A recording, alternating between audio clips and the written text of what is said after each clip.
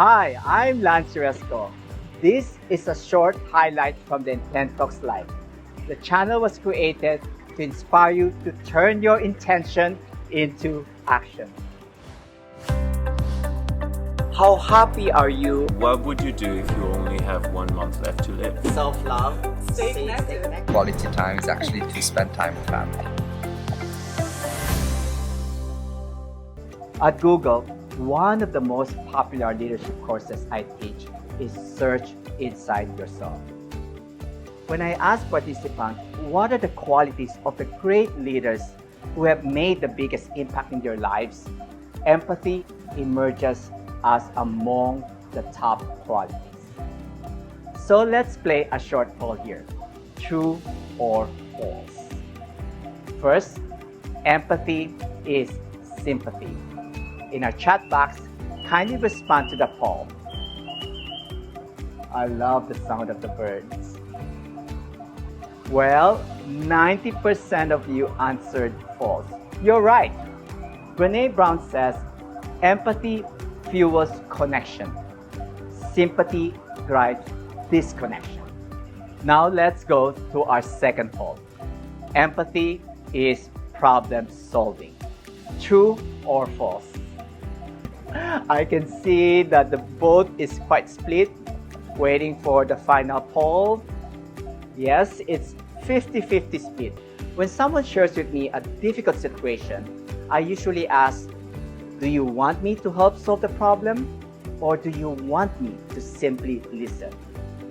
More often, they just want to feel heard. And that's my cue to listen without judgment, be a sounding board, or even be a shoulder to cry on.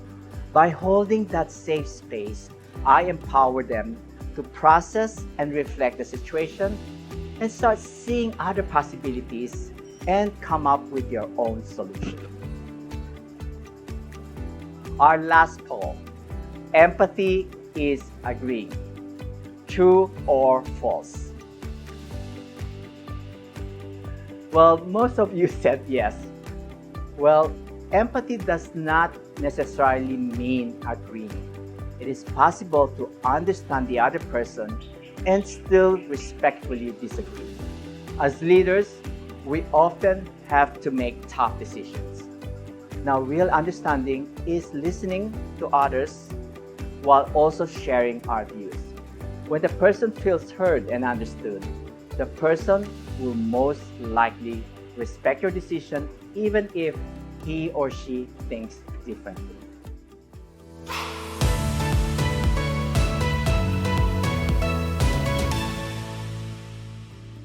Here's our first question from our comment box. How do you build empathy? Thanks, Gary. Self-awareness leads to empathy. For me to feel with you, I have to connect with something deep inside me that allows me to also experience and understand how you feel. Self-awareness is the foundation of emotional intelligence, and building that muscle enables us to connect with others in a deeper and more meaningful way. Now, there's one thing I would like you to remember. If you're not kind to yourself, it's not easy to be kind to others. A question from Chris. How do I protect my energy and not feel emotionally drained while listening to someone's pain? Thank you for your honesty. I'm just curious, how many of you felt the same way as Chris? A lot of us. Now, part of self-awareness is being able to maintain that clear discernment about our own feelings while noticing the other person's feelings and perspective. As part of our self-care, we create an objective distance to see the bigger picture while maintaining our connection with the other person. We show up committed, 100% present, but we also need to wear our oxygen mask first if we want to be effective in helping others. So discernment is about creating that healthy space without getting caught up in the story. Now let's turn our inspiration into action. In our chat box, write, what's one thing you'll do to practice more empathy? Susan says, before dismissing my husband when he comes home stressed and talks about his bad day at work, I will suspend my judgment and let him finish his story. I'll then name the emotion he's feeling and check in if I heard him well. Thank you, Susan. That's great practice of empathy. Jane says, in my team meetings, I will make sure everyone feels heard. There's a pressure for us to conform and agree, but someone may think differently. And I want to create a safe space for us to practice empathy amidst our diversity. I love that. Listening builds trust.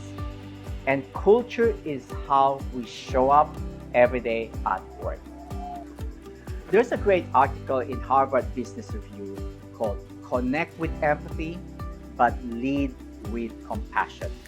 After I edit this live session, I'll add the link below this video for those of you who are watching this after our live session. I personally like how they illustrate the difference between sympathy, empathy, and compassion. According to Rasmus Hougaard and Jacqueline Carter, it is helpful to consider two distinct qualities: understanding how the other person is feeling and our willingness to act to support. At the bottom left, we have pity. I feel sorry for you. Moving up to the right, we experience sympathy. I feel for you. Moving up one more level, we come to empathy. With empathy, I feel with you. And finally, to the top right hand is compassion. I am here to help you. Beyond empathy, compassion is an intention more than an emotion. Compassion is what drives our inspired action. Thank you for allowing me to serve you today. In our next session, we'll deep dive into compassion. And before that, I highly recommend reading the book Compassionate Leadership: How to Do Hard Things in a Human Way, also by Rasmus Hougaard and Jacqueline Carter. Remember one thing, life is more delicious when we are more conscious.